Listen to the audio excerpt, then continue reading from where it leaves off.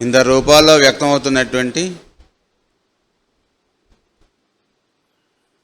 ఇందరి హృదయాల్లో అంతర్యామి శత జయంతి ఉత్సవములు చేసుకుంటున్నటువంటి మాస్టర్ గారి యొక్క దివ్య పాదపద్మాలకు నమస్కారం.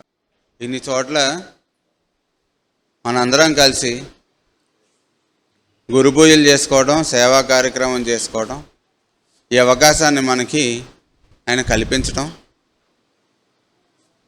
ఆయన గురించి తెలిసిన విషయాలే మళ్ళీ మళ్ళీ చెప్పుకుంటున్నా సరే ఎంతో ఆనందంగా ఉండటం, మనం మామూలుగా మాట్లాడుతున్నప్పుడు కూడా ఆయన ఇచ్చినటువంటి ఉదాహరణలు ఇందాక అన్నయ్య చెప్పాడు కదా, ఏమన్నా మనం తలుచుకుంటుంటే ఆనందంగా కలగటం, అవి మాట మాటికి మనం వింటూ ఉండటం వల్ల ఎప్పుడైనా మనకి ఆ రకమైనటువంటి పరిస్థితి వచ్చినప్పుడు మాస్టర్ గారు ఇలా చెప్పారు కాబట్టి చేస్తే బాగుంటుందేమో అని కొంతకాలం అనిపించటం,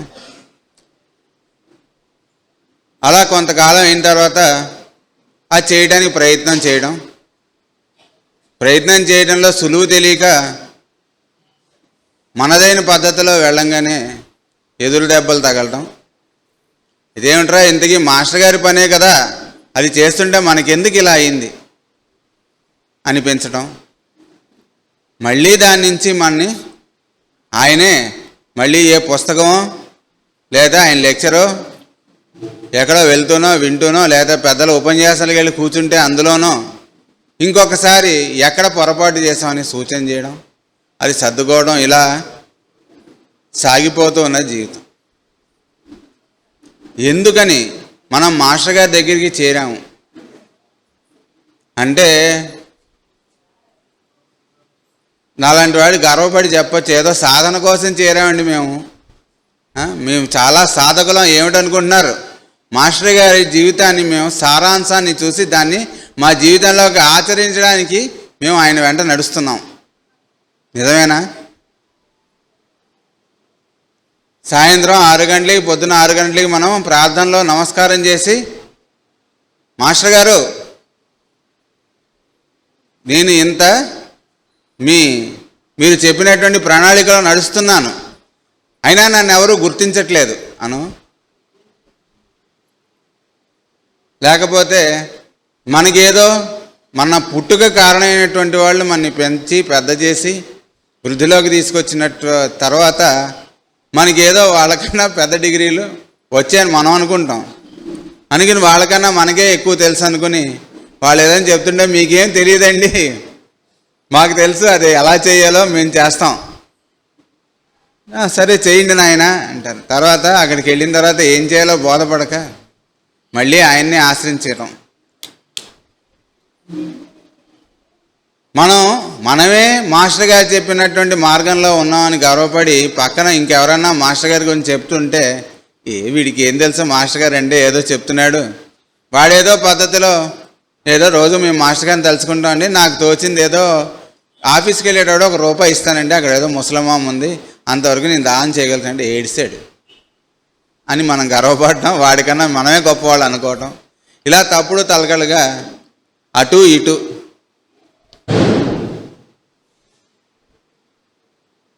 అయితే వీళ్ళందరినీ కూడా మాస్టర్ గారు ఏం చేస్తారు, అరే నువ్వు ఇలా అనుకోవడం తప్పు అని మనని కోప్పడి, ఆయన నువ్వు ఇక్కడ రాక, ఇంకా నువ్వు అస్పృశ్యుడి మనలాగా ఆయన ఏం చెప్పలేదు ఎవరికి. ఒకసారి గురు పూజలు జరుగుతుంటే మాస్టర్ గారికి కంప్లైంట్స్ చేశారట ఒక, ఈ కుర్రాళ్ళందరూ రాత్రి కూర్చుని విపరీతమైన జోక్స్ వేసుకుని పెద్దగా నవ్వుతున్నారండి, డిస్టర్బ్ చేస్తున్నారు మిగిలిన పబ్లిక్ని, పైగా వాళ్ళు సిగరెట్లు కాలుస్తున్నారు, ఆయన న్యూసెన్స్గా ఉంది అని కంప్లైంట్ చేశారట. అలాగా, అయితే ఈ రోజు నుంచి వాళ్ళని చేయొద్దని చెప్తాను, మన ఇద్దరం వెళ్ళి ఆ రోజు నైట్ డ్యూటీ చేద్దాం అన్నారు.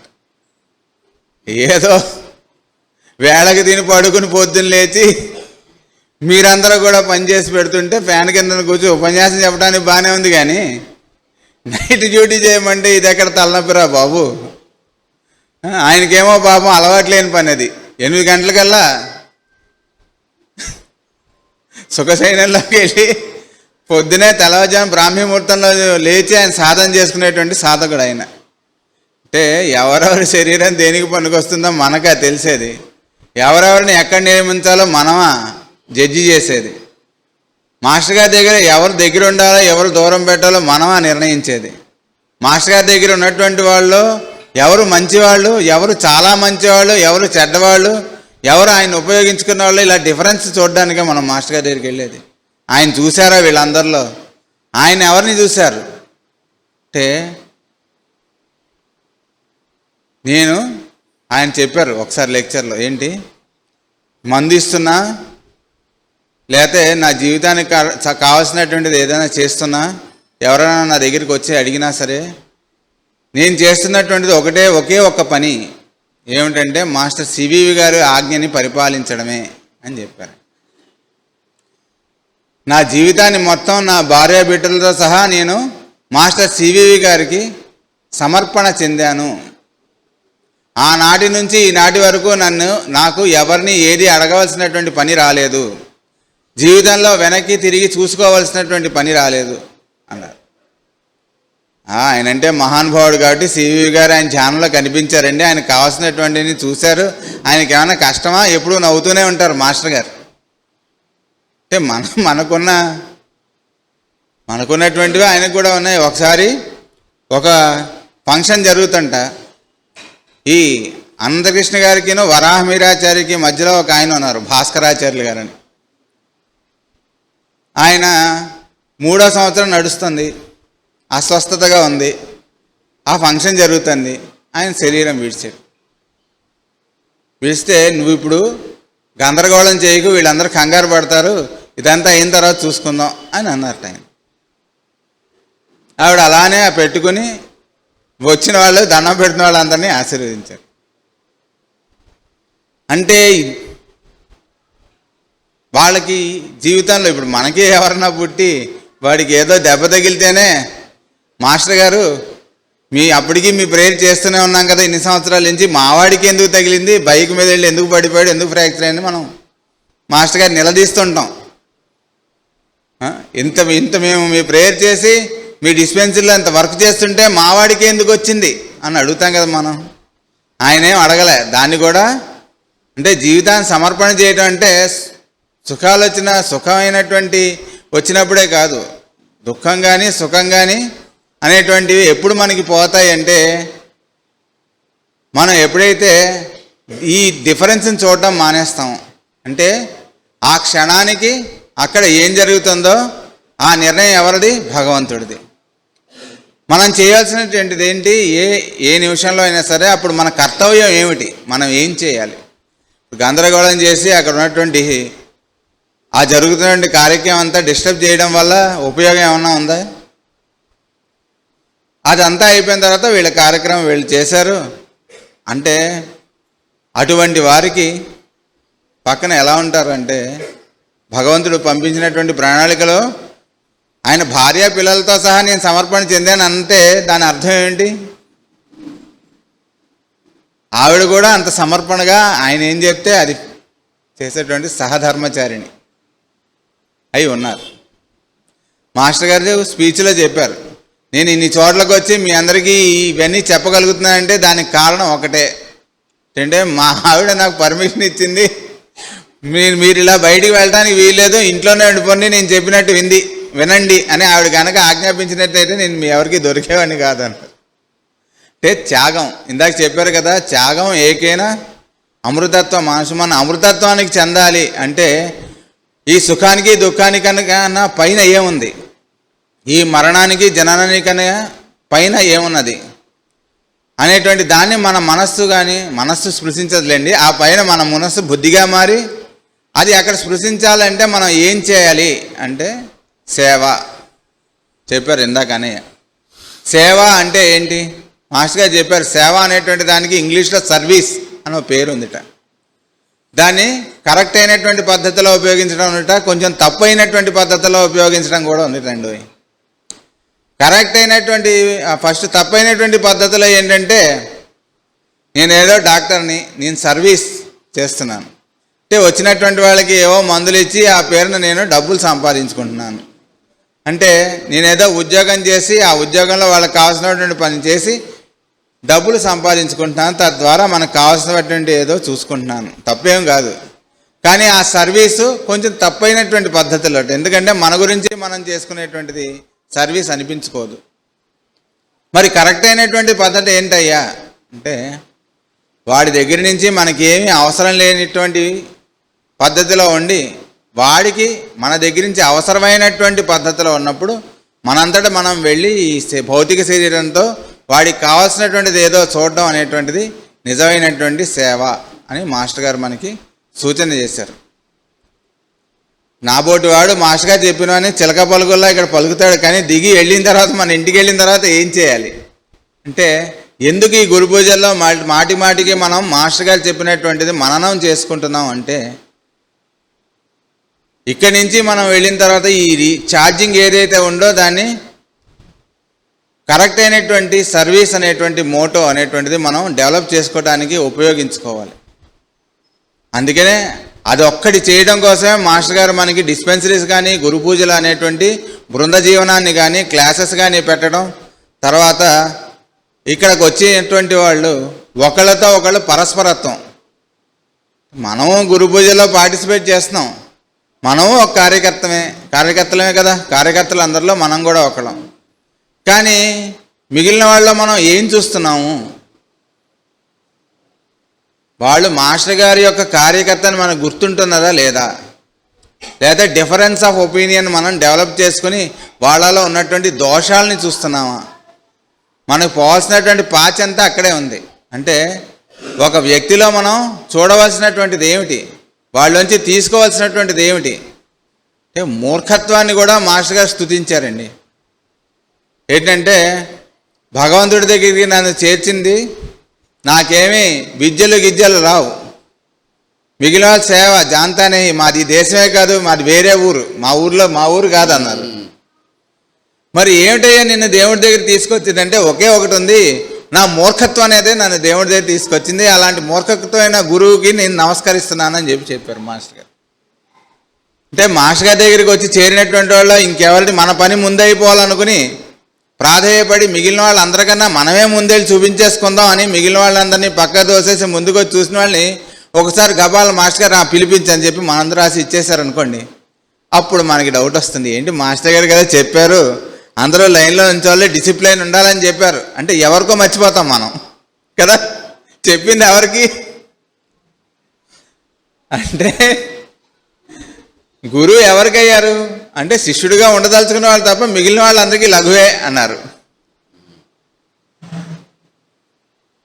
అంటే ఆ రూల్స్ అనేటువంటి చిక్కుల్లో మనం పడిపోతాం గబాలన. అంటే ఈ పట్టు వస్త్రాలు ఉంటాయి కదా, పట్టు పురుగు, దాని నోట్లోంచి వచ్చిన దాంతోనే అదంతా ఫార్మ్ చేస్తుంటా, వచ్చి అందులోనే చిక్కుని చచ్చిపోతుంటా. మన అందరి పరిస్థితి అలా తయారైంది. మాస్టర్ గారు చెప్పిందే చేస్తున్నాం అనుకుంటాం అప్పటికి కూడా. దాన్ని ఎప్పుడైనా మాస్టర్ గారు బ్రేక్ చేస్తే, అయ్యో మాస్టర్ గారే బ్రేక్ చేశారంటే మనం కూడా ఎప్పుడు పడితే అప్పుడు చేసేయచ్చాను ఇన్ని. లేకపోతే మాస్టర్ గారు చెప్పడం అలా చెప్తారు, కానీ ఆయన అంటే దివ్య పురుషులు, ఆయన చేసేస్తారు ఎప్పుడైనా సరే, మనం మరి చేయకూడదని. లేకపోతే అవసరమైనటువంటి ఏది అవసరం ఏది ముఖ్యం అనే చోట ధర్మం తప్పడం కూడా ధర్మం తప్పడం కాదు అన్నారు. అంటే ఒక దొంగ ఎవడన్నా వెళ్ళిపోతున్నాడు, పారిపోతున్నాడు ఒక జీపులో, పారిపోతుంటే వాడిని పట్టుకోవడం కోసం పోలీసులు రాంగ్ రూట్లో వెళ్తున్నారు అనుకోండి, మనం కూడా రాంగ్ రూట్లో వెళ్ళొచ్చా అంటే పట్టుకుని ఫైన్ వేస్తారు కదా. అంటే ఎవరు వెళ్తున్నారు, ఏ పర్పస్ మీద వెళ్తున్నారు మనకు తెలుసా? మన రూల్స్లో, మన కళ్ళజోళ్ళ నుంచి మాస్టర్ గారిని చూసి మన రూల్స్లో ఆయన ఫిక్స్ చేయడానికి మనం ప్రయత్నం చేస్తుంటాం. అది చేయకూడదని చెప్పారు మాస్టర్ గారు. సమర్పణ అంటే ఇలాంటి భావాలన్నీ కూడా సమర్పించాలి. అయ్యో ఈ చెడ్డ భావాలన్నీ మాస్టర్ గారికి ఎందుకండి అంటే, చెడ్డ మంచి నువ్వే డిసైడ్ చేసుకునేటట్టయితే ఇంక మాస్టర్ గారి దగ్గరికి వెళ్ళడానికి నువ్వే మాస్టర్వి. ఏమిటి ఆయన జీవితంలో చేసినటువంటిది, ఎలాగా ఆయన మనందరినీ కూడా సంస్కరిస్తున్నారు. చాలా ఆశ్చర్యం. ఒక కుర్రాన్ని తీసుకొచ్చి వీడు దేనికి పనికి రావట్లేదండి, ఏమి చదువు బుర్రకెక్కట్లేదు, దేనికి పనికి రావట్లేదు, ప్రతిదానికి కోపడుతున్నాడు, చాలా చికాగ్గా ఉందండి వీడితో, ఇంట్లో ఏం చేయమంటారు అంటే డిస్పెన్సరీకి పంపించండి. వాళ్ళు ఏం అడిగారు, నేను చెప్పారు, వాడిని పిలిచి వీళ్ళు ఎదురుకుండా మందలించొద్దు, మన ఏమేంటి వాళ్ళందరూ ఎదురుకుండా వాళ్ళు ఎదురుకుండా కళ్ళు ఎదురుకుండా వీడిని పిలిచి ఒరే వెధవా అలాంటి పనులు చేయకు అని మనలానే చెప్తారేమో అని మన ఉద్దేశం. ఏంటి ఆయన దగ్గర పంపించమన్నాడు డిస్పెన్సరీకి, ఇదేమిటి ఏం చేస్తారు డిస్పెన్సరీలో? సరే పొద్దున్న చదువుకున్నాం కదా, ఋషులు చెప్పినటువంటి వాక్యం మనం అర్థమైనా అర్థం కాకపోయినా చేసినటువంటి వాళ్ళు బాగుపడ్డారు. ఏదో మాస్టర్ గారు అలా చెప్తారు కానీ వీడు మాస్టర్ గారు ఎక్కడ భరిస్తారని మొహమాట పడిన వాళ్ళ పిల్లలు ఎవరు బాగుపడలేదు. ఎలాంటి వాళ్ళు బాగుపడ్డారు? ఎవడో మాస్టర్ గారు పంపించమన్నారు, పంపిస్తాం, మనకేముంది ఆయన చూసుకుంటారని సమర్పణ బుద్ధి. కనీసం పొద్దున అన్నయ్య చెప్పాడు కదా, SOME అర్పణ అన్నా ఉన్నవాళ్ళు బాగుపడ్డారు. అర్పణ కొంచెం అన్నా అర్పణ చేసుకున్న వాళ్ళు బాగానే ఉన్నారు. ఇంతకీ డిస్పెన్సరీ పంపిస్తే ఏం జరిగింది అయ్యా? డిస్పెన్సరీలో కూడా వాడు అల్లరి చిల్లరగానే ఉన్నాడు, అల్లరి చిల్లరగానే చేస్తున్నాడు, అందరిని డిస్టర్బ్ చేస్తున్నాడు. కొన్ని రోజులు అయింది, ప్రతిరోజు డిస్పెన్సరీ, ఒరే నువ్వు ఎవరు రాలేదురా, కొంచెం నువ్వు పేర్లు పిలవరా అన్నారు. అక్కడ నుంచి మెల్లగా పేర్లు పిలవడం మొదలుపెట్టారు. అంటే ఆ కార్డు మీద ఉన్న పేరుని వాస్తక్రమంలో వీళ్ళు చెప్తే వీళ్ళని పిలవంటే పిలవడం మొదలుపెట్టారు. అక్కడి నుంచి కొంతకాలానికి నెంబర్లు తీయడం నేర్చుకున్నాడు, ఫైల్స్ చదవడం నేర్చుకున్నాడు. అక్కడి నుంచి కొంతకాలానికి ఏవో మందు పొట్లాలు కట్టడం నేర్చుకున్నాడు. అక్కడి నుంచి కొంతకాలానికి అప్పుడు మా చిన్నప్పుడు ఏవో ఉండేదన్నమాట, అందరికన్నా ఫస్ట్ వెళ్ళిన వాళ్ళకి చినియమ్మార్సును లెస్టిన్ పౌడర్లు వేసి కట్టడం, అది మాకు ఇచ్చినటువంటి పని ఫస్ట్. అంటే మిగిలిన వాళ్ళు ఎవరికి డిస్టర్బెన్స్ లేకుండా ఈ డబ్బాలు తీసుకుని పైకో ఎక్కడికో వెళ్ళిపోయి కట్టుకుంటూ ఉంటాం అన్నమాట. అలా కట్టి తీసుకొచ్చి ఆ డబ్బా నింపిస్తుంటే సర్వ్ చేస్తుండేవాళ్ళు. ఆ తర్వాత ఈ MP6Xలు ఇవి డైలీ డోస్ కట్టడం, ఆ తర్వాత మెయిన్ డోస్ కట్టడం అంటే అదేదో ప్రమోషన్ లాగా ఫీల్ అయ్యేవాళ్ళం మేము. ఇంకా పెద్ద పనిలో పెట్టారు మన మాస్టర్ గారు. మనం అంటే మాస్టర్ గారు ప్రత్యేకంగా ఇది అంటుంటారు అందరూ. మీరు ఏమైనా చెప్పండి, మాస్టర్ గారు అందరినీ చూసింది ఒక ఎత్తు, నన్ను ఒక్కడిని చూసింది ఒకటి, మీకు తెలిసేమిటి, ఆ యాంగిల్ నాకు ఒక్కడికే తెలుసు అని ప్రతి ఒక్కళ్ళు చెప్తుంటారు మాస్టర్ గారి గురించి. అయితే వీడు వెళ్ళి అలా కట్టేటప్పటికి కొంతకాలానికి ఏమవుతుంది, గమ్మత్తుగా వీడు అల్లరి చేసేటువంటి టైము ఆనాటికి తగ్గిపోతూ వస్తుంది. కొంతకాలానికి ఏమవుతుంది, ఆ ప్రెజెన్స్లో వీడు చేసినటువంటిది ఏంటి, మాస్టర్ గారు ఏదైతే చెప్పారో మన కర్మ ఎలా పోతుంది అంటే సేవ చేయడం వల్ల పోతుందని చెప్పారు కదా ఇందాక అన్నయ్య, మాస్టర్ గారు చెప్పారని. అంటే ఏంటి, సేవ ఈ టెక్నికల్ టర్మ్స్ ఏమీ లేకుండా, రూల్స్ ఏమీ లేకుండా వాడిని చక్కగా అయస్కాంతీకరణ అనేటువంటి జరిగింది. ఆ ఇనప మొక్కను తీసుకొచ్చి అయస్కాంతం దగ్గర పడేసరి ఏమవుతుంది, కొంతకాలానికి అంటే కొన్ని ఇనప మొక్కలు ఆల్రెడీ కొంత సాధనలో ఉండడం ఏమవుతాయి, తొందరగా అయస్కాంతాలు అవుతాయి, కొన్ని లేటుగా అవుతాయి, కొన్ని జన్మలు పట్టవచ్చు. కానీ ఎక్కడికి పోదు ఈ యొక్క ప్రభావం మాస్టర్ గారిది. ఆ ప్రభావం చేత బాగుపడి ఈనాటికి ప్రయోజకులై మీ ముందున్నటువంటి వాళ్ళు చాలామంది ఉన్నారు. తర్వాత ఇంకో విశేషం ఉంది ఏంటంటే, అందరూ కూడా జరిగిపోయిన రోజులు చాలా మంచివి అనిపిస్తాయి మనకు కదా. అంటే జరిగిపోయండి ఆ రోజుల్లో అసలు గురువుగారి చుట్టూ ఉండేవాళ్ళం అండి, 5,000 మంది అండి, వాళ్ళకి ఎలా భోజనాలు అవన్నీ ఎలా సమకూరాయి ఎవరికి తెలియదండి అని చెప్తుంటాం. అప్పట్లో కూడా అందరూ అన్ని రకాల వాళ్ళం ఉన్నాం. అదే చెప్తారు మాస్టర్ గారు, ఏ యుగంలో అయినా ఏ మహానుభావుడి పక్కనైనా అన్ని రకాల వాళ్ళు చేరతారు. అంటే అన్ని రకాల వాళ్ళు మనకు కనిపిస్తున్నారు కానీ ఆయనకు కనిపించరు. చూసారా, ఒక తల్లికి ఒక 4 కుమారులు ఉన్నారనుకోండి, ఒక్కొక్కడు ఒక్కో రకంగా ఉన్నాడు, ప్రవర్తిస్తూ ఉంటాడు. అయినా తల్లికి ఒకడి మీద ప్రేమ ఎక్కువ ఒకటి మీద తక్కువ అని చెప్తామా? అందరికీ సమానంగా. అంటే అక్కడ సమానత్వం అంటే ఏంటో జాగ్రత్తగా తెలుసుకో అని చెప్పారు మాస్టర్ గారు. వాళ్ళు ఎవరో 5 ఉన్నారట, వాళ్ళకి భిక్షాటన చేసి తీసుకొచ్చారట ఆహారం. తీసుకురాగానే కృష్ణుడు వీడికి సగభాగం పెట్టండి, మిగిలిన సగం మీరందరూ పంచుకొని తినండి అన్నట్టు. ఇదేమిటిది సమానత్వం అంటారు, గీతలో ఇది చెప్తారు అది చెప్తారు. అందరూ సమానంగా ఉంటే కానీ యోగం రాదంటారు. ఇది సమానమా? అది కాదురా, వీడు చేయాల్సినటువంటి పని వేరు, వాడికి కావాల్సినటువంటి శక్తి అనేటువంటిది వేరు, వాడు రక్షించే వాడికి ఇచ్చినటువంటి ప్రణాళికను బట్టి వాడికి కావాల్సినటువంటి ఉంది, అది సమానత్వం అంటే. అలానే ప్రతిదీ కూడా ధర్మం దగ్గర కదా ఇందాక మనం మొదలుపెట్టాం. ఆ ధర్మం పాటించడం ధర్మం కదండి. అంటే అబద్ధం ఆడరాదు అని మనం చదువుకున్నామట. చదువుకుంటే వాడు పిల్లాడు ఏదో గోల్ చేస్తున్నాడు, రాత్రి అన్నం తినట్లేదు. తినకపోతే ఆ చిన్నవాడికి వినిపించేటట్టు పెద్దవాడి ఒరేయ్ ఈరోజు ఫలానా సినిమాకి వెళ్తున్నాం మన సెకండ్ షోకి అని చెప్తాట వాళ్ళ నాన్న. వీడు విని ఆహా అని కపాలన అన్నం తినేస్తాడు. అంటే మరి నిజంగా తీసుకెళ్తాడంటే ఏం లేదు, అది అబద్ధం ఆడినట్ట.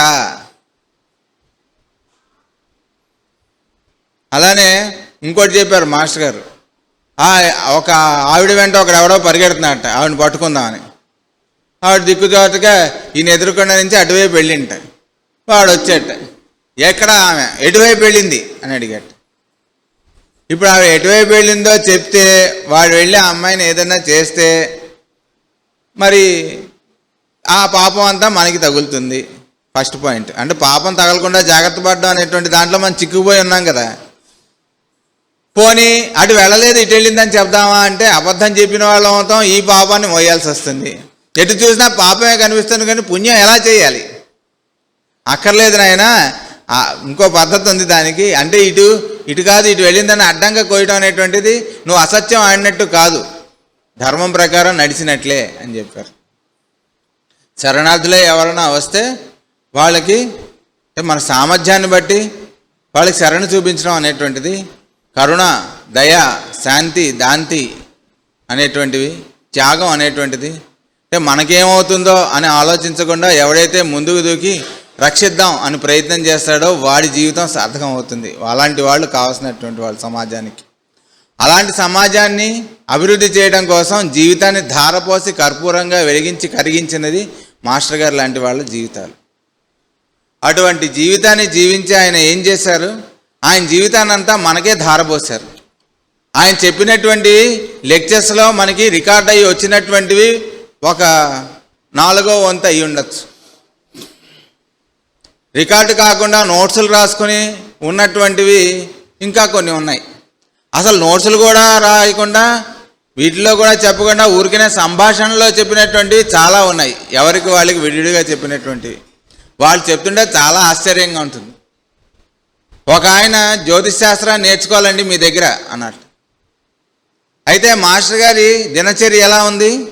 ఉదయమే లేవడం, ప్రేయరు, తర్వాత పూజ కార్యక్రమం, అది అయిన తర్వాత ఆ కాలేజీకి వెళ్ళటం, అక్కడ ఉపాధ్యాయ వృత్తి చేస్తుండేవాళ్ళు ఫస్ట్లో.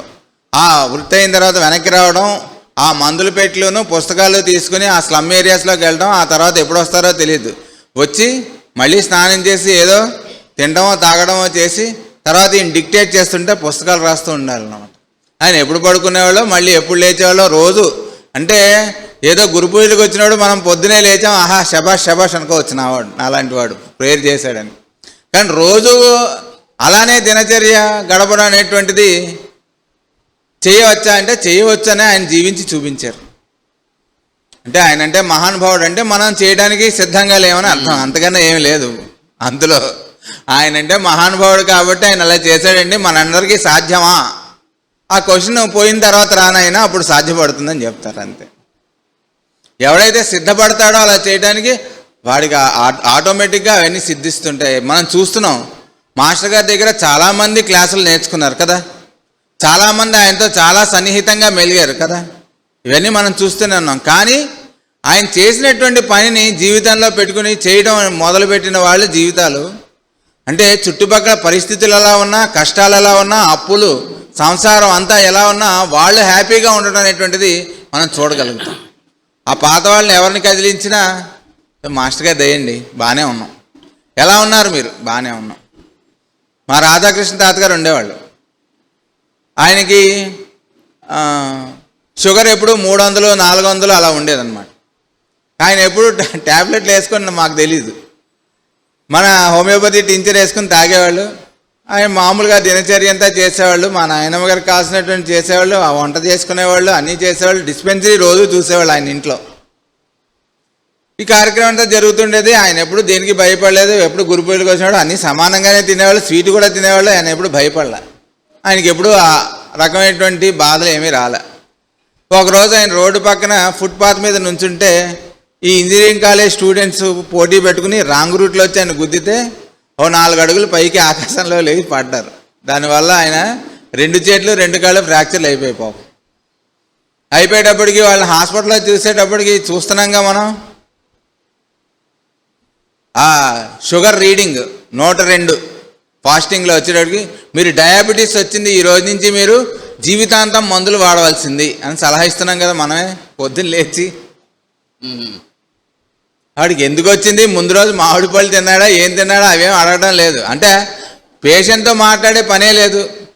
పేషెంట్ రాగానే ఏమున్నాయో చూసి వాడికి కావాల్సినటువంటి టెస్టులు రాసి పంపించడం, ఆ టెస్ట్ రిపోర్ట్లు చూసి మందులు రాసేయడం. అంటే వాడికి అసలు ఒకవేళ టెస్ట్ రిపోర్ట్ తప్పు అయితేనో వాడి కర్మకాలిని మన దగ్గరికి వచ్చాను అర్థం, అంతే.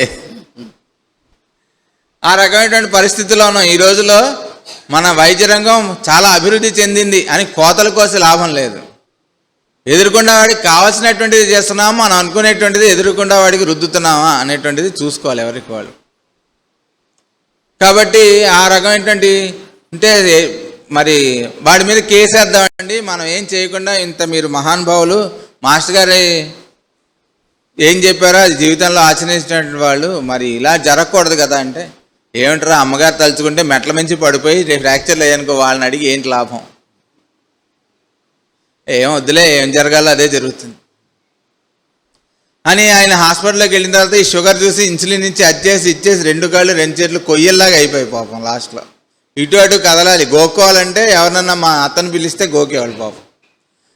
ఆ రకమైనటువంటి పరిస్థితిలో ఉన్నప్పుడు ఆయన చూడడానికి వెళ్ళాం. వెళ్ళి తాతగారు ఎలా ఉన్నారంటే, భగవంతుడి దయ వల్ల, అమ్మగారి దయ వల్ల, మాస్టర్ గారి దయ వల్ల బాగున్నాను రా. మనకేదో కాలికి చిన్న ముళ్ళు గుచ్చుకుంటేనే ఏం సార్ బాగున్నాం అంటే, ఏం బాగుండడం, వారం రోజు చస్తున్నా బతుకుతూ కూడా. ఆ స్థితిలో కూడా ఆయన మాస్టర్ గారు అని కదిలిస్తే చాలు, ఆయన చెప్పినటువంటి భాగవతం, ఆయన ఇచ్చినటువంటి, ఆయన సత్యసాయి బాబు గారి భక్తుడు కూడా, ఆయన చెప్పినటువంటి లెక్చర్స్, అందులో అంతరార్థాలు ఇవన్నీ వివరిస్తుండేవాడు. అంటే మనం ఎలా ఉన్నాం పరిస్థితులు ఎడల అనేటువంటిది మనకి నేర్పించడం కోసం దిగి వచ్చినటువంటి వాళ్ళే అవతార పురుషులు. పరిస్థితులు మనకి వాళ్ళకి సమానమే కదా, మనకన్నా దారుణమైన పరిస్థితులు వాళ్ళవి కదా.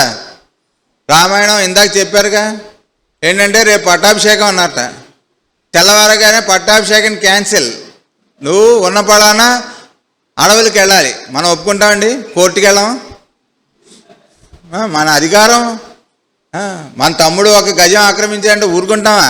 సొంత తమ్ముడు అయితే మాత్రం ఎంత గుండె ధైర్యం వాడికి. సొంత అన్నయ్య అయితే మాత్రం ఎంత గుండె ధైర్యం. అరగజం ఆక్రమిస్తాడా అని కోర్టుకి వెళ్ళి తన్నుకుని సొంత అన్నదమ్ములు మనం చూస్తున్నావా లేదా కలికాలంలో? కానీ ఆయన డైరెక్ట్గా తండ్రి కూడా చెప్పలేదు. ఏది మా నాన్నగారి నోటి చెప్పని అప్పుడు వెళ్తాను అన్నాడా రాముడు? రాముడు చెప్పినటువంటి వాళ్ళు ఎవరు? కైకేయి. పోనీ ఆయన రాముడు వెళ్ళి చూశాడా? ఆయన లోపల పాపం ఏం చెప్పాలో ఆయన చెప్పలేక మూర్ఛపడి ఉన్నారు. కైకేయి చెప్పి, నాయన మీ నాన్నగారు నేను ఇలా 2 వరాలు అడిగాను, ఆయన కాదనలేని వరాలు 2 ఉన్నాయి, ఇలా భద్రుడు పట్టాభిషేకం 14 ఏళ్ళు నీకు వనవాసం అడిగాను. అలాగే తండ్రి వాక్యాన్ని పాలిస్తాను అన్నారు. తల్లి వాక్యాన్ని పాలిస్తాను అనలేదే. అంటే తండ్రి వాక్యం ఒకటి తల్లి వాక్యం ఒకటి లేవు ఆయనకి. కాబట్టి ఆయన రాముడు అయ్యాడు, లేకపోతే రామారావు అప్పారావు అయి ఉండేవాడు కదా. ఆయన మాస్టర్ గారు చెప్తారు సరదాగా, ఆయన బీపీ చూశారట ముందు, నువ్వు రాజు అవుతావు అని. అప్పుడు ఎగ్జైట్మెంట్ ఏం లేదు, నార్మల్గానే ఉందిట. నీకు 1,00,000 రూపాయలు రాటి తగిలింది అని ఎవరైనా చెప్పగానే అబ్బా అని ఆగిపోయాట. ఆ 1,00,000 రూపాయలు తీసుకురాని వాళ్ళ ఆవిడ వెళ్ళింది అంటే అతను లేడు, వెళ్ళిపోయాడు ఎగ్జైట్మెంట్కి కూడా. అలాగా మళ్ళీ పొద్దున అవ్వగానే ఏమన్నాడు, మీకు క్యాన్సిల్ అయిపోయిందండి, మీరు అడవులకు వెళ్ళాలి సార్, మూటాముల్లి సర్దుకొని. మూటాముల్లి కూడా సర్దుకోకూడదు, ఉన్న పొలాన్ని వెళ్ళిపోమన్నారు కట్టుబట్టలతో. కట్టుబట్టలు కూడా తీసేసి నారచీరలు కట్టుకుని వెళ్ళారు వాళ్ళు. వెళ్తే అప్పుడు బీపీ చూశారట, అప్పుడు నార్మల్గానే ఉంటాయి. అంటే మాస్టర్ గారు మనకు ఒక ఈ మెడిటేషన్స్ బుక్ ఇచ్చారు కదా, అందులో మెడిటేషన్ ఉంటుంది. ఇదంతా కూడా డ్రామా. ఎప్పుడైనా నిన్ను రాజుని చేస్తే ఉప్పొంగిపోకు, ఇది డ్రామా అని తెలుసుకో. ఒకవేళ నేను అడుక్కునేవాడి పాత్ర ఇచ్చారనుకో, నీకు నువ్వు అడుక్కునేవాడిని అనుకోకు, ఈ డ్రామా అని తెలుసుకో. నువ్వెవరో నువ్వు తెలుసుకో ముందు, అది సాధన అంటే అని చెప్పారు. ఇది కాకుండా నువ్వు ఏదో ప్రయత్నం చేసి తికమకబడి చుట్టుపక్కల పరిస్థితులు కనుక పాడు చేసుకున్నావంటే డ్రామా మధ్యలోనే తెర దిగుతుంది, అయిపోతుంది. మళ్ళీ సెప్టెంబరే, మధ్యలో నీ కోసం తెర ఎత్తబడదు అని చెప్పారు. అయితే సాధన చేస్తే ఏమిటయ్యా అంటే మళ్ళీ తెరెత్తినప్పుడు ఎక్కడ ఆగిపోయిందో అక్కడి నుంచి స్టార్ట్ అవుతుంది. సాధన లేకపోతే మళ్ళీ ఓం ప్రథమం నుంచి మళ్ళీ టైటిల్స్ నుంచి మొదలవుతాయి. అది మాస్టర్ గారు సాధన ఎందుకు చేయాలి, చేయడం వల్ల ఉపయోగం ఏమిటి అంటే మనకు ఉపయోగం తెలిస్తే కానీ సాధన చేయమనుకోండి. మనలాంటి మూర్ఖులు ఎందుకు మరి మాస్టర్ గారు తీసుకున్నారు మన అంటే కనీసం ఇదన్నా చూపిస్తే చిన్నపిల్లాడు నేను స్కూల్కి వెళ్ళను అంటే నువ్వు వెళ్తే చాక్లెట్ ఇస్తా అని చెప్తాను చూడు, అలా ఇస్తారనమాట మనకి. అలా చెప్పినటువంటి వాక్యాలు అవన్నీ. మనం ఏదో గొప్పవాళ్ళం కాబట్టి అరే నువ్వు చాలా బాగా చెప్పావురా అన్నారు అనుకోండి. ఎందుకు చెప్పారంటే ఏదో వీడు కనీసం చెప్పినటువంటి వాటిలో ఒకటో రెండో మొక్కలు కింద దిగిన తర్వాత ఆచరిస్తాడులే, పాపం పిల్లవాడు కదా, ఉత్సాహపరిస్తే ఆ మార్గంలో ఉండడానికి ప్రయత్నం అన్నా చేస్తాడు ఈ జీవితంలో, అది వాడికి పనికొస్తుంది అని చెప్తారు తప్ప మనం ఏదో బ్రహ్మాండంగా మనం చెప్పేదేంటి మనకు తెలిసిందేమిటి.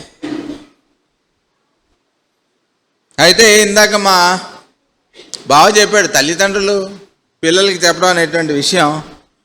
ఆయన ఫస్ట్ రాసినటువంటి కావ్యం ఋతుగానం ఆయన చదువుకునేటప్పుడు పియూసీలో ఎప్పుడో రాశారు. అందులో ముందర ఈ పుస్తకాన్ని వాళ్ళ అమ్మగారికి అంకితం ఇచ్చారు. ఆ అంకితం కింద ఆయన కొన్ని శ్లోకాలు ఇచ్చారు. చదువుతుంటే అసలు అంటే ఏ చదివినా అంతే అనుకోండి మాస్టర్ గారిది, ఊరికేనే సరదాగా చెప్పుకుందాం. శ్రీరామ పుట్టి ఇల్లు నగుచు శ్యామ మూర్గూర్చడి తెలుగు తల్లి సొంపారెడు సుస్మితాననము పావన చిత్తమునందు నిలిపి. అంటే పొట్టి శ్రీరాములు గారు మనకి ఆంధ్ర మనకి రాష్ట్రం తీసుకొచ్చారు కదా, అలాంటి తెలుగు గడ్డ మీద నా కోరిక దీర్పం మా ప్రకృతి కోమలి గొల్చు అఖండ భక్తితో బూరణం చేయు కావ్యమున్ భూజయనొత్తును గన్న తల్లికిన్. అలాంటి దాంట్లో ఏదో 4 ముక్కలు నేర్చుకుని ఆ తెలుగు తల్లి దగ్గర నుంచి వచ్చినటువంటి దాన్ని నన్ను ఈ జన్మ కారణమైనటువంటి మా తల్లికి అంకితం ఇస్తున్నాను అని చెప్పారు భావం.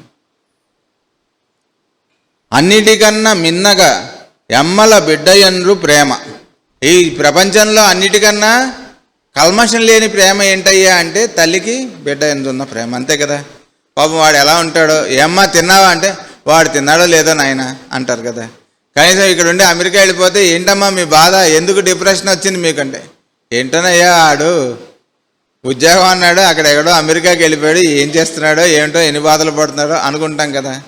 అది ఏ సన్నుతి దానిని దిలుపం జాలదు.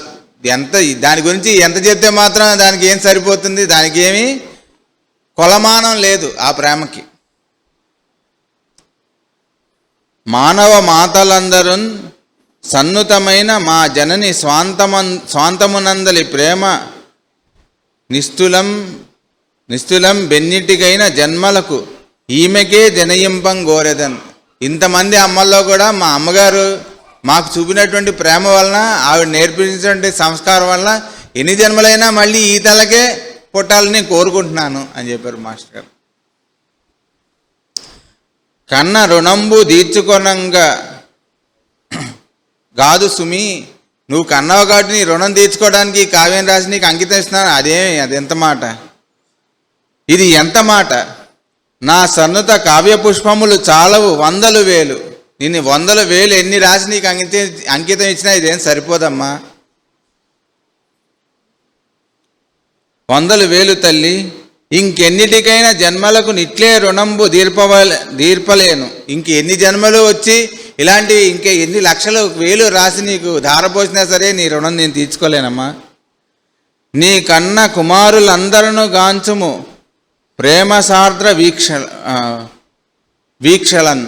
అంటే నీ యొక్క ప్రేమమయమైనటువంటి చూపుల వలన కదా మాకు ఇవన్నీ కూడా ప్రాప్తించాయి.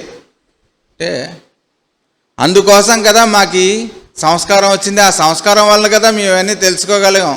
మాకు జిజ్ఞాస దేని అందు కలగాలో ఆ రకమైనటువంటి సంస్కారం నీ వల్ల కదా అమ్మా మాకు వచ్చింది. దానికి ఏమిస్తే మాత్రం మేమేం రుణం తీసుకోగలం అంటున్నాం.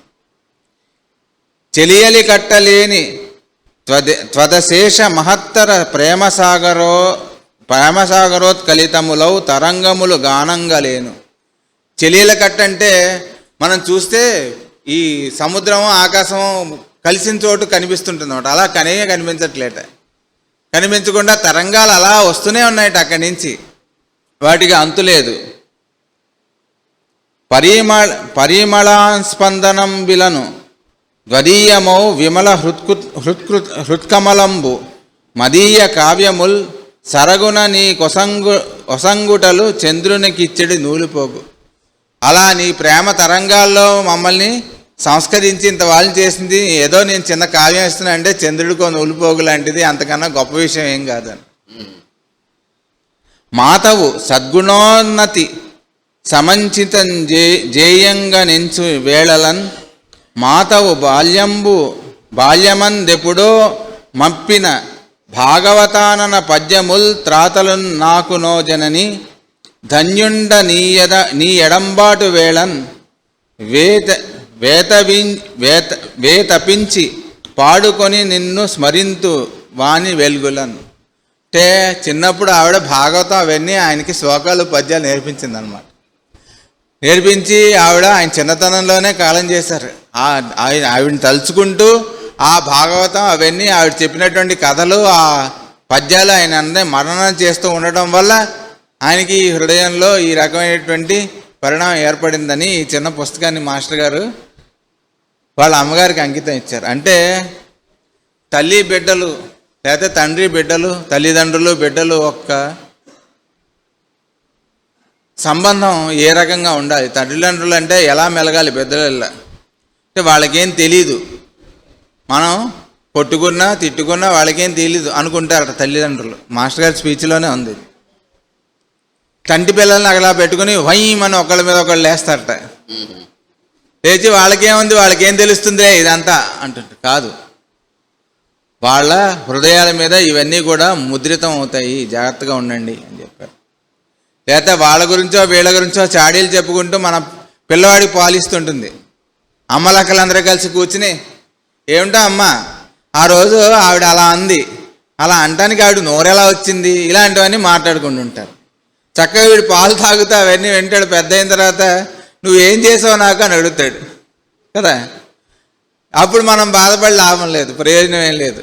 వాడు చిన్నప్పుడంతా ఇలా చావచిత కొట్టి వాడు 6వ తరగతి రాగానే వాడిని మనం తీసుకెళ్ళి ఐఐటి ఫౌండేషన్లో పడేసి వాడి నెత్తిన ఒక 100 టన్నుల బరువు పెట్టి వాడికి 20 ఏళ్ళు 25 ఏళ్ళు రాగానే వాడు డిప్రెషన్లోకి వెళ్ళిపోయాడండి. ఏం చేయాలో అర్థం అవ్వట్లేదు, ఏమి చేయట్లేదు, చెప్పిన మాట వినట్లేదు, కోపడుతున్నాడు, అరుస్తున్నాడు, కొడుతున్నాడు కూడా మమ్మల్ని అని కంప్లైంట్ చేస్తున్నటువంటి తల్లిదండ్రులు తెలుసు.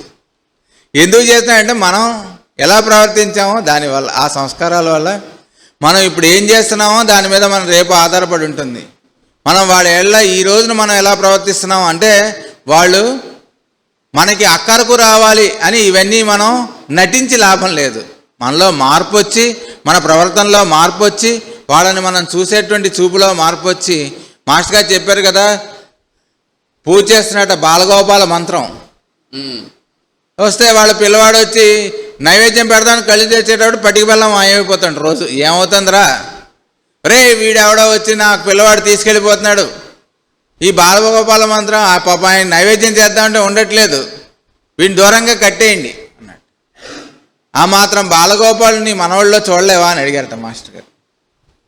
అంటే అలాగా మనం వేరే వాళ్ళకి చేసేది మాత్రమే సేవ అని తలుచుకుంటున్నాం. కానీ మాస్టర్ గారు ఏది మొదలుపెట్టినా ఇంట్లోనే మొదలుపెట్టారు. వేదం చెప్పినా వాళ్ళ పిల్లల దగ్గర నుంచి చెప్పడం మొదలుపెట్టారు. హోమియో వైద్యం అయినా వాళ్ళ పిల్లల దగ్గర నుంచే చెప్పడం మొదలుపెట్టారు. సేవ చేయడం వాళ్ళ పిల్లలకు నేర్పించిన తర్వాత మిగిలిన వాళ్ళు నేర్పించడం మొదలుపెట్టారు. చదువైనా సంస్కారమైనా వాళ్ళ పిల్లల దగ్గర నుంచి వాళ్ళతో పాటు మిగిలిన వాళ్ళందరినీ వాళ్ళ పిల్లలుగా స్వీకరించి చెప్పడం అనేటువంటిది చేశారు. అలా చేయడం వల్ల ఆయన జీవితాన్ని ధారపోయడం వల్ల అందులో మనకు చినుకో పరకో ఏదో తగిలి, అంటే వర్షం పడింది, వర్షం పడితే అన్ని చెట్లు మొలకెనట్టినట్టు మనకు కూడా ఏదో మొలకెత్తి మనం జీవించడానికి కావాల్సినటువంటి ఆస్కారం, మనం కలుపు మొక్క అయినా సరే అది ఇంకో దానికి మేతగా పనికొచ్చేటట్టు మనం ఉపయోగపడగలగడం అనేటువంటి సంస్కారాన్ని మనందరికీ కూడా ఆనాటి నుంచి ఈనాటి వరకు మాస్టర్ గారు ఇస్తూనే ఉన్నారు. ఆయనకి ఎప్పుడు కూడా భగవంతుడికి కానీ వాళ్ళకి కానీ అలసట, నిరుత్సాహం, అంటే హోప్లెస్నెస్, వీళ్ళు ఎందుకు మనం ఇంత చేసినా సరే వీళ్ళు ఎందుకు పనికి రాకుండా ప్రవర్తిస్తున్నారు అనేటువంటి నిరుత్సాహం వాళ్ళకి ఎన్నడూ కలగదు. ఎందుకంటే భగవద్గీతలో అని చెప్పారు కదా, మంచి పని అనేటువంటిది నచ్చడానికి 10,000 మందిలో ఒకళ్ళు నచ్చుతుంటా, అలా నచ్చిన 10,000 మందిలో ఒకళ్ళు చేద్దాం అనిపిస్తుంటా, అలా అనిపించిన వాళ్ళల్లో 10,000 మందిలో ఒకడు చేద్దామనే ప్రయత్నం చేస్తాడట, అలా ప్రయత్నం చేయటం మొదలుపెట్టిన 10,000 మందిలో ఒకడు నిజంగా చేస్తాడట. అలాంటి వాడు మనకి కావాల్సిన వాడి కోసం ఎన్నైనా చేస్తారు. ఒక ఆయన చెప్పారు, ఇన్ని చోట్ల ప్రిలిమినరీ క్లాసులు ఎందుకంటే మాస్టర్ గారికి అలాంటివి మాకు చెప్పేసి ఆయన అడ్వాన్స్డ్ క్లాసులు చెప్పి అడ్వాన్స్డ్ స్టూడెంట్స్ని చూసుకుంటే ఇంకా బ్రహ్మాండంగా ప్రపంచానికి కావాల్సినటువంటిది వచ్చేది అని చెప్పారు. గుర్తిదే ఆయన ఏం చేయాలో మనం డిసైడ్ చేసేది. అన్ని ప్రిలిమినరీ క్లాసులకే చెప్పారు కాబట్టి ఎందుకు పనికిరాని వాడిని కూడా సంస్కారం చేయగలిగేటువంటి కరుణ అనేటువంటిది, చవి చూడడం అనేటువంటిది జరిగింది. చిన్నపిల్లవాడు అప్పుడు చిన్నపిల్లలుగా ఉన్నవాళ్ళు కూడా ఏమిటి మాస్టర్ గారితో మీకు ఏంటంటే ఏమంటే చాలా మహానుభావుడు అండి, మేము దూరంగా ఉండేవాళ్ళం, అయినా మమ్మల్ని చూసి ఇలా కళ్ళు ఎగరేశారండి, అది చాలా నేనంటే అలా గుర్తుపెట్టుకున్నారు మాస్టర్ గారు అని చెప్తారు ఆయన. భలే అంటే ఒక చూపుతో ఒక నవ్వుతో ఆయన ప్రజెన్స్తో మనలో మార్పు తెచ్చి మనందరినీ కూడా ఆనాటి నుంచి ఈనాటి వరకు నడిపిస్తున్నటువంటి, ఇక్కడి నుంచి ముందు కూడా మనందరి జీవితాలని కూడా నడిపించేటువంటి గాయత్రి స్వరూపులైనటువంటి మాస్టర్ గారు మనందరి బుద్ధులను సన్మార్గం వైపునకు ప్రచోదనం చేయుదురుగాక అని ఇంకొకసారి మీ అందరి రూపాల్లో ఉన్నటువంటి మాస్టర్ గారి యొక్క దివ్య పాదపద్మాలకు నమస్కారాలు. వాసుదేవ.